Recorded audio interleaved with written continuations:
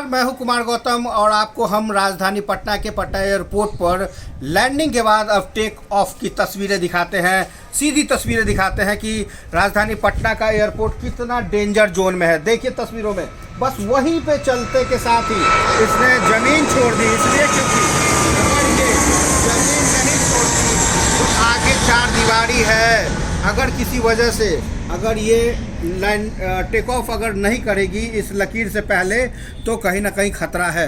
अब सोचिए, शुरुआत होते ही इसे टेक ऑफ करना पड़ता है, टेक ऑन करना पड़ता है, इसलिए क्योंकि ये बहुत ज़रूरी होता है। आपको हम बता दें कि दोनों तरफ से अगर देखने की कोशिश करें तो एक हिस्सा फुलवारी शरीफ का पड़ता है, जहाँ रिहायशी इलाके हैं, बिजली के तार है जहाँ से रेलगाड़ियाँ जाती है। दूसरा इलाका पटना के चिड़ियाघर का है, संजय गांधी जैविक उद्यान का है, जहाँ पे चार दीवारी ख़त्म होती है एयरपोर्ट की। यानी कि इन और आउट अगर आप देखें लैंडिंग और टेक ऑफ और तो ये जो है बहुत ही ख़तरनाक जोन में आता है। तो हम ये ज़रूर कह सकते हैं कि जिस तरह से केरल में कम स्पेस रहने की वजह से जो हादसे हुए हैं तो इसका असर पटना में भी हो सकता है। तो ऐसे में शुरू से ये कहा जा रहा है कि लोकमान्य जयप्रकाश नारायण हवाई अड्डा रनवे के हिसाब से बहुत ही डेंजर जोन में है। अगर जल्द ही इस रनवे को बढ़ाया नहीं गया या विस्तार नहीं किया गया तो वो दिन दूर नहीं जब कोई हादसा हो सकता है। तो आप देख सकते हैं कि ये जो पहला पोर्शन है, यहाँ से जहाँ से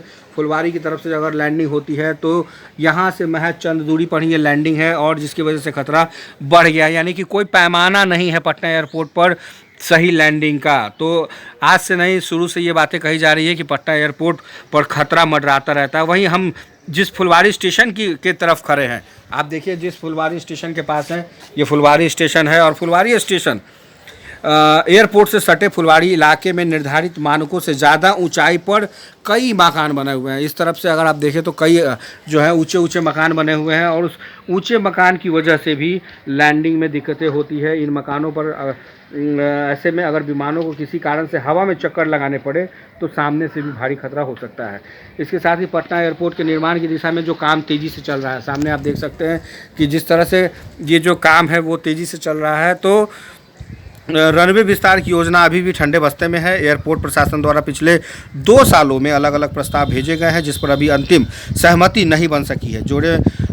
जाड़े के दिनों में विंटर सीजन में विजिबिलिटी की समस्या होने पर दर्जनों विमान रद्द कर दिए जाते हैं। हाल के महीने में विजिबिलिटी ठीक करने के लिए एयरपोर्ट प्रशासन में कुछ विशेष लाइटें रनवे की ओर से लगाई गई है, जिसमें 720 मीटर की विजिबिलिटी होने पर ही विमान आसानी से उतर सके। हालांकि उन्हें 420 मीटर की न्यूनतम विजिबिलिटी होनी चाहिए। तो बिहार एयरपोर्ट के निर्माण की अभी जो निर्माण में अभी काफ़ी देरी है। तो ऐसे में कह सकते हैं कि ये जो पटना एयरपोर्ट है ये अपने आप में कहीं से भी जो पैमाना है उतरने का, लैंडिंग का, टेक ऑफ का, ये सही नहीं है। तो राम भरोसे अभी तक ये पटना का इंटरनेशनल एयरपोर्ट कहा जाता है। सैकड़ों की तादाद में विमानें उड़ती है यहाँ पर, लेकिन जो रनवे केरल के जो कालीघाट में देखने को मिला है, जो हादसा हुआ है, तो ये इनकार नहीं किया जा सकता कि कभी भी पटना एयरपोर्ट पर इस तरीके का हादसा हो सकता है। हालांकि कुछ दिनों पहले आप देखिए कि पटना के रनवे से ठीक पहले रोड नंबर 29 में गर्दनीबाग में एक हादसा हुआ था। उस हादसे के बाद भी पटना एयरपोर्ट पर अभी तक इस तरीके की कोई भी सबक नहीं ली गई है। तो क्या ये कह सकते हैं, एक बड़ा सवाल है कि क्या अभी भी हादसे का इंतज़ार कर रहा है पटना एयरपोर्ट? फिलहाल अभी तक के लिए बस इतना ही। बाकी खबरों के लिए आप ऐसे ही बने रहिए MB News.live के साथ।